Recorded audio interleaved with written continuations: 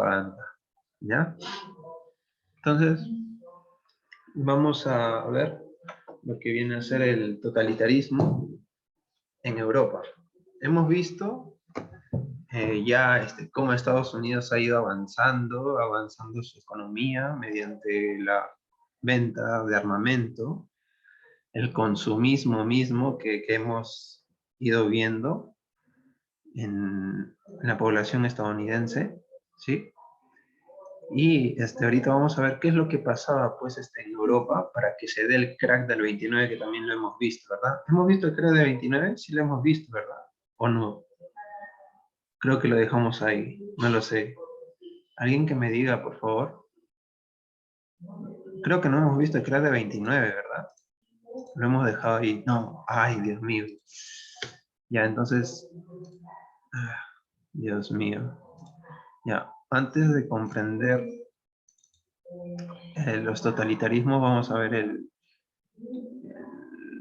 ay, Dios mío, ¿dónde está esto?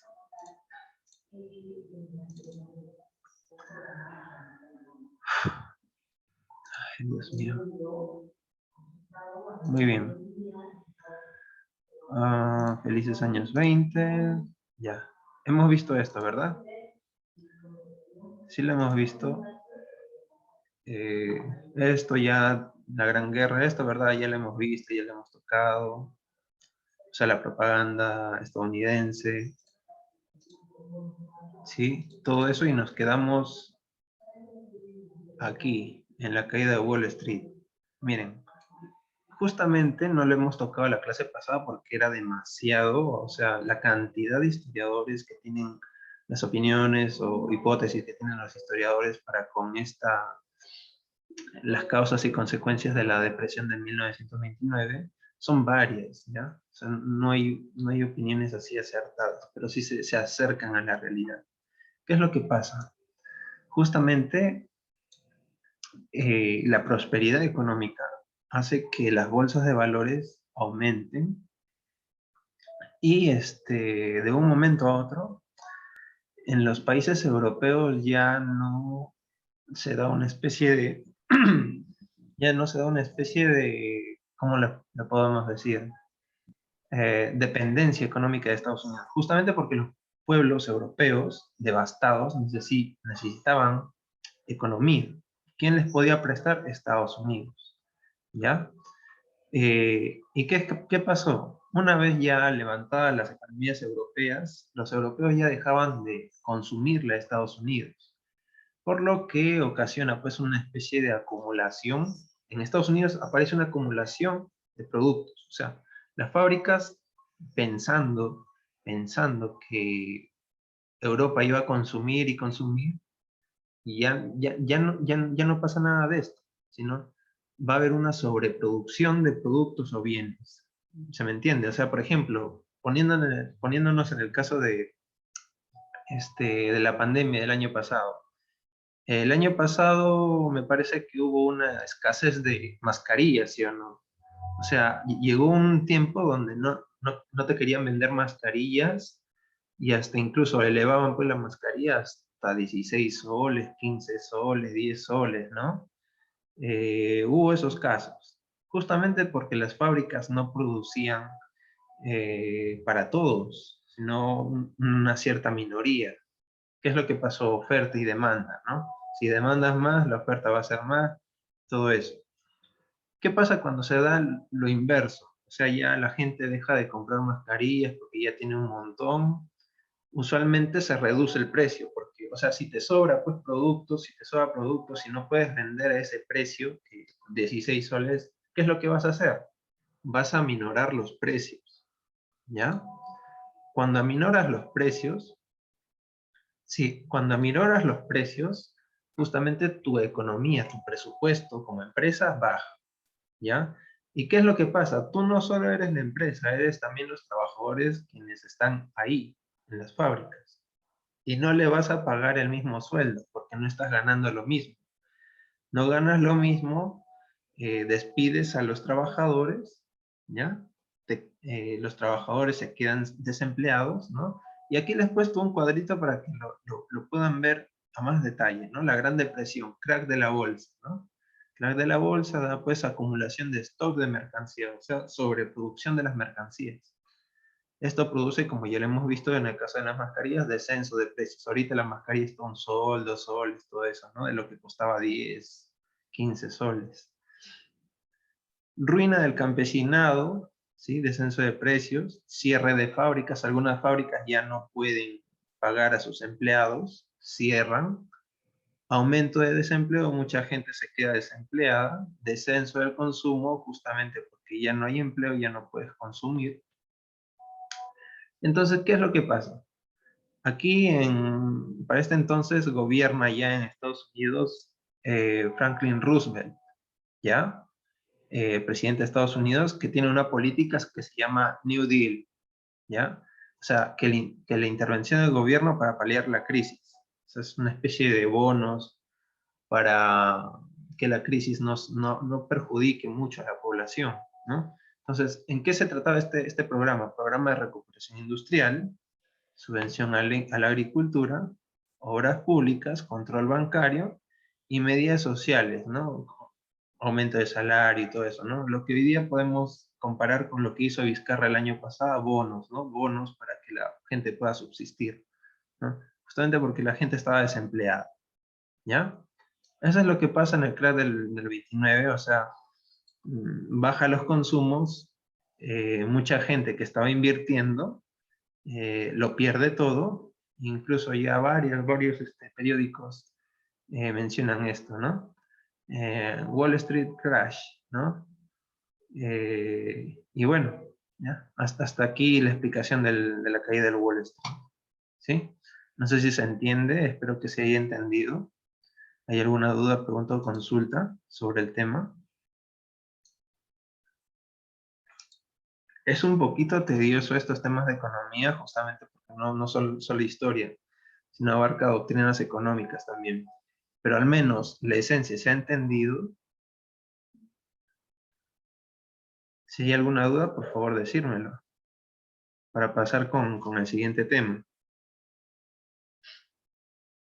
¿Ya? Ah, por favor, todos están callados. Ya, a ver. Mira, ¿por qué Mire, a ver, entiéndanme esto. Les puse el ejemplito de las mascarillas. Las empresas, al comienzo de la pandemia, la gente recurría, por ejemplo, a comprar mascarillas, porque alcoholes, mascarillas y todo eso, desinfectantes, todo eso. ¿Qué pasaba cuando las mascarillas, alcoholes se agotaban? ¿Mm? ¿Qué es lo que pasaba? Ya no había poco producto, mucha demanda, poco producto, ¿sí? ¿Sí? Entonces, ¿qué es lo que empiezan a hacer las fábricas? Empiezan a producir más de lo que se debería, ¿ya? Esa es sobreproducción. Bueno, a veces el precio sube justamente porque requiere pues mano de obra. ¿Dónde vas a contratar obreros para que te hagan más productos? ¿Ah? Eso es, o sea, el precio sube justamente por la demanda, ¿ya? Entonces llega una parte donde ya la población ya tiene pues mascarillas hasta para regalar. ¿Y qué es lo que pasa con estas empresas que han sobreproducido mascarillas? ¿Mm? ¿Qué es lo que pasa? O sea, la gente ya tiene pues un montón de mascarillas y ya no las necesita. ¿Qué es lo que pasa con las mascarillas que la empresa ha producido? Que todavía le sobren toneladas. ¿Mm? Tiene que rematar, ¿no? Lo remata, el precio tiene que bajar y todo eso, ¿no? Entonces la empresa ya no va a ganar lo mismo, ¿ya? Sí, así es, exactamente, Jutipa. ¿Ya? O sea, ya no va a ganar lo mismo. Y si no gana lo mismo, ¿cómo le va a pagar a sus empleadores? ¿Cómo le va a pagar a sus empleados? ¿No? ¿Cuánto le va a pagar? No le va a pagar lo mismo que en inicios, ¿no? Y justamente es por eso que se produce el despido masivo de empleados, ¿sí? Entonces, esa dinámica pasa en el crash del Wall Street, ¿ya? No sé si se ha quedado claro. Claro, obviamente, pues en el crack no había COVID, pero fíjate que en esa situación era posguerra. O sea, los que consumían era Europa. Los que consumían Estados Unidos era Europa, ¿ya? Eh, Europa dependía de Estados Unidos, pero una vez ya cuando se rehabilita Europa, deja de consumir Estados Unidos. ¿Y qué pasa con Estados Unidos? Pasa esto, lo que habíamos visto, lo de la quiebra de empresas, sobreproducción y todo eso, ¿no? Eso es lo que pasa, ¿ya? No sé si se llega a entender. Uf, para pasar a la siguiente clase. Ya. Ya, entonces, ya. Pasamos entonces a la siguiente clase. Muy bien.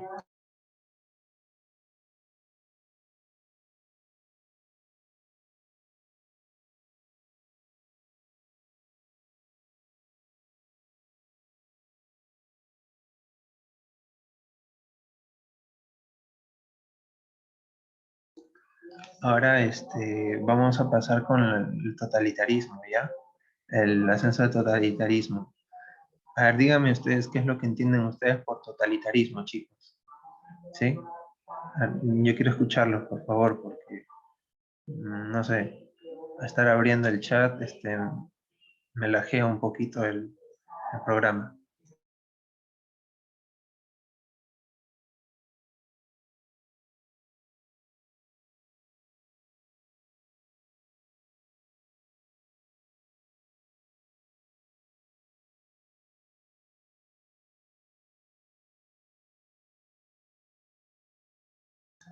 A ver, Traverso, a ver, dime. Bueno, esta tradición basada en el nombre, pero como dice un totalitarismo, podríamos destacar obviamente bueno, la forma de cambio que se ha realizado. Así que podría ser la que una persona tendría el control total, por así decirlo, de un solo lugar o de un solo país, por así decirlo. Ya, vamos a quedarnos con lo último que has dicho. O sea, una persona tiene el control total de, por ejemplo, una nación. ¿Ya? Eso es, efectivamente eso es. O sea, estamos viviendo en las repúblicas, supuestamente hay unas repúblicas democráticas, ¿no? O sea, elecciones, elección del pueblo y todo eso. Pero pasa, pasa en la posguerra que ya estas democracias en Europa no funcionan. Y es más, exigen, la población misma exige que haya un caudillo que pueda, pues, ¿cómo se llama?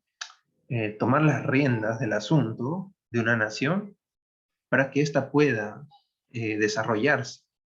En el caso, pues, de Alemania, que era la más perjudicada por el Tratado de Versalles, era la más perjudicada, nació ¿cómo se llama? Un caudillo muy famoso, que ustedes lo deben conocer ya por películas, por cine, por todo ello, ¿no?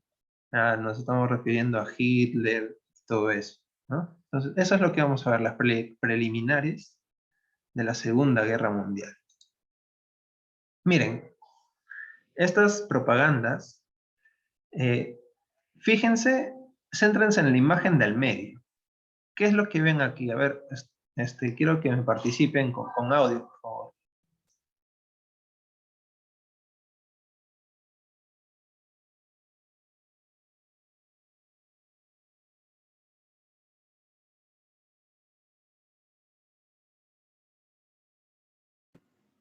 Es como si el Tratado de Versalles los hubiera hecho esclavos y trataran de liberarse. Pero también está la esvástica, entonces, como que los va a liberar del Tratado de Versalles va a ser el movimiento nazi. Muy bien, Cutipa. Has dado en el clavo. Este personaje es un ciudadano alemán, ¿ya? Está supuestamente encadenado, ¿ya? Está en sus brazos, está encadenado, tiene una víbora, una serpiente, y abajo de esa serpiente está el Tratado de Versalles. ¿Ya? Hemos visto que el pacto del Tratado de Versalles ha sido perjudicial para Alemania. ¿no? Luego de la Primera Guerra Mundial, la gran perdedora fue Alemania, ¿ya? ¿Qué es lo que pasa? Usualmente surge, bueno, en este caso, en estos tiempos, surge pues un caudillo de un partido que se llama Partido Nacional Socialista Obrero Alemán, o en pocas palabras, Partido Nazi, que va a tener como símbolo la esvástica, que es como un sol, ¿no? Sol liberador, ¿ya? Entonces, aquí se centra todo, ¿no? Tenemos como inicios del totalitarismo a un caudillo que va a tomar las riendas del asunto del Estado para ayudar a su pueblo. En este caso, en primer lugar, estamos viendo el caso de los nazis. Bien, miren, esta imagen lo tienen ustedes en su libro, está en la página 16, que es más bien los congresos de Nuremberg. O sea, cada partido tiene su congreso. O sea, congresos se llaman reuniones a las que pues, sus partidarios asisten, toman disposiciones, dan, pues, por ejemplo, ¿cómo se llama? Disposiciones para cómo enfrentar la guerra qué se tenía que hacer para captar más ciudadanos, ¿no? Y miren que no son unos cientos, ¿ah? No son unos cientos, son miles, miren, desde aquí hasta abajo, hasta abajo. Son una millonada para prácticamente todo, prácticamente una gran parte de Alemania fue esto. ¿Ya? Aquí está el caudillo Hitler, ¿ya? Les he puesto. Los congresos de Nuremberg se dan desde 1927, organizados por el Partido Nacional Socialista Obrero Alemán o Partido Nazi. Alemania, mediante los pensadores totalitarios, o sea, Hegel. Ustedes ya en filosofía deberán haber visto a Hegel, ¿ya? Veían en Hitler un líder que podía sacar a la nación de las desgracias de la posguerra, ¿ya? Vean esto, ¿no? Desgracias de la posguerra y veían pues a un caudillo que los iba a liberar, ¿no? No se trataba de retomar el absolutismo monárquico de los reyes anteriores, ¿ya? O sea, del imperio germánico. No se trataba de esto, sino una dictadura republicana. O sea, hemos pasado del imperio germánico a la República de Weimar, ¿ya? Y hemos pasado de la República de Weimar a la dictadura nazi, ¿ya? En Alemania, bajo el partido en mención, o sea, el partido nazi. Esta fuente es fotográfica, Adolfo Hitler en el Congreso de Nuremberg, 1934. Y ahora vamos a ver otro. A ver, alguien que sepa hablar italiano, ¿qué es lo que me dice aquí en estas propagandas? ¿Alguien sabe hablar italiano, chicos? ¿Mm? ¿Alguien? ¿Alguien? Alguien que tenga, pues, familiares italianos, que sepan hablar italiano. ¿Mm? ¿Nadie? ¿Ninguno? Más bien. Del primer cartel, profesor, del primer cartel. Sí,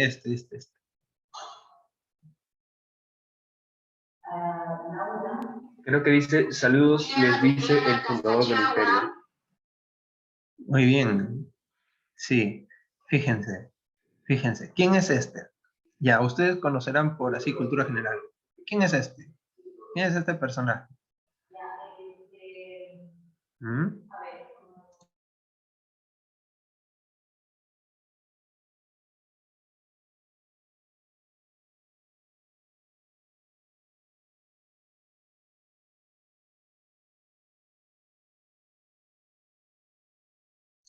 ¿No se les ocurre?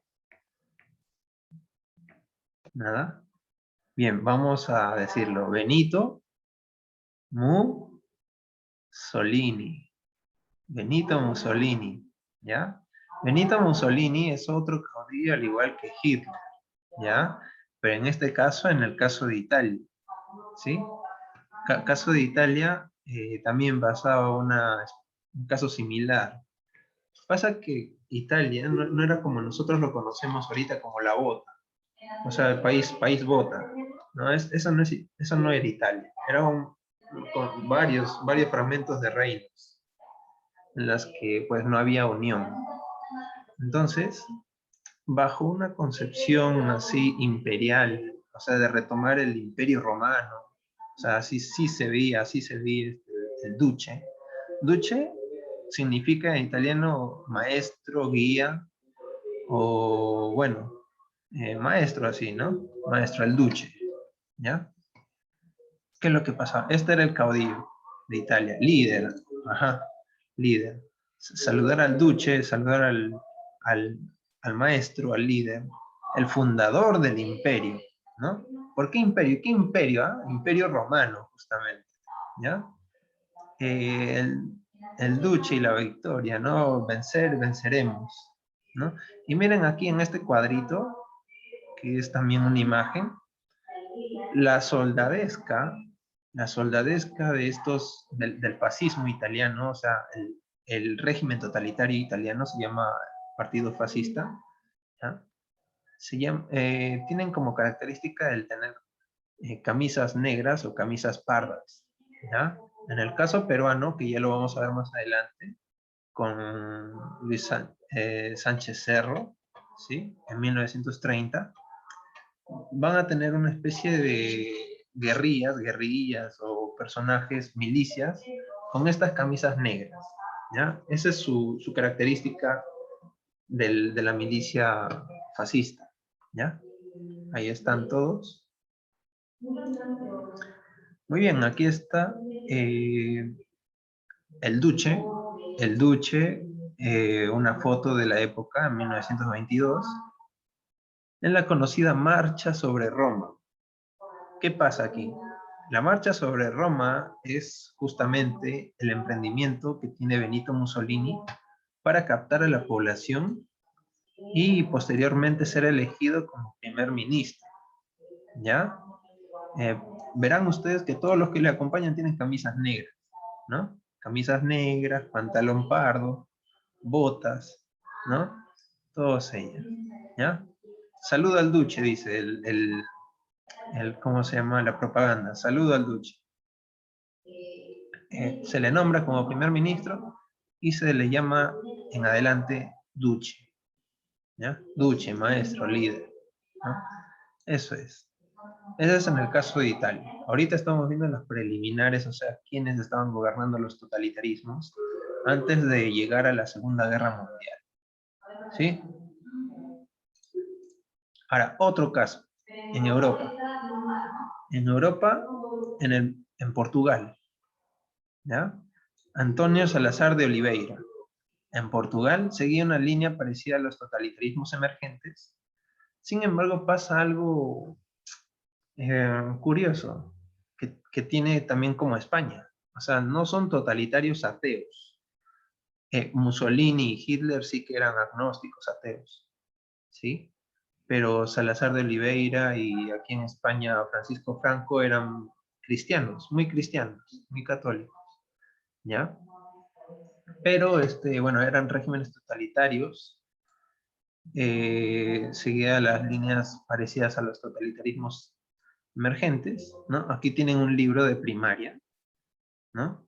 O sea, el saludo al sol, o sea, cuando alguien saludaba así con la mano así al frente, hacia el sol, se llama saludo al sol, ¿no? Y bueno, ese es Salazar de Oliveira. Aquí tienen pues toda la propaganda portuguesa. Saludo a la bandera, viva la raza portuguesa, ¿no? Eso es. ¿Hay alguna pregunta, duda, consulta? No hay ninguna duda, pregunta, consulta. Para ya pasar al caso de España. Antes para, ¿cómo se llama? Abordar los casos de España, o bueno, ya para terminar, tienen que tener en cuenta que cada caudillo, ¿cómo se llama? Régimen totalitario tiene su caudillo y su ideólogo, ¿ya? En el caso de Hitler, Hitler era el caudillo, el militar, o sea, el líder. El ideólogo era Goebbels, Heidegger, qué sé yo. En Italia, caudillo militar era Benito Mussolini. El ideólogo era Giovanni Gentile o Giovanni Gentile. Gentile. ¿Ya? En el caso de España, caudillo militar, luego de la Guerra Civil Española, era Francisco Franco. ¿Ya? Su ideólogo era José Antonio Primo de Rivera. ¿Ya? Que aquí lo tenemos. ¿Sí? ¿Se entiende? O sea, no es que los caudillos, los totalitarios hayan hecho así por así, sino más bien tenían un plan de gobierno, un plan de gobierno en sí mismo, ¿sí?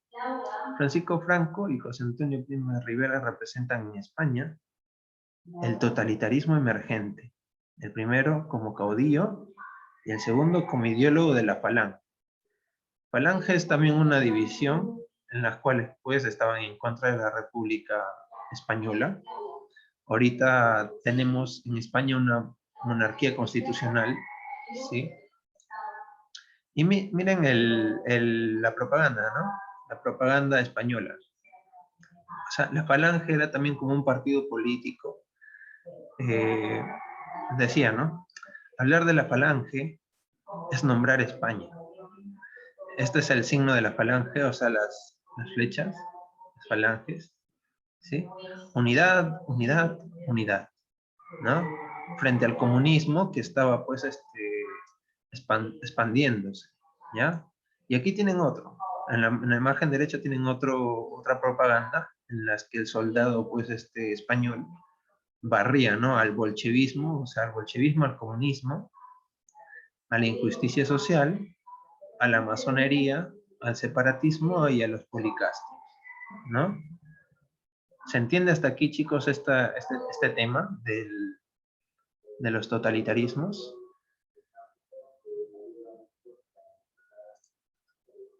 ¿Se entiende?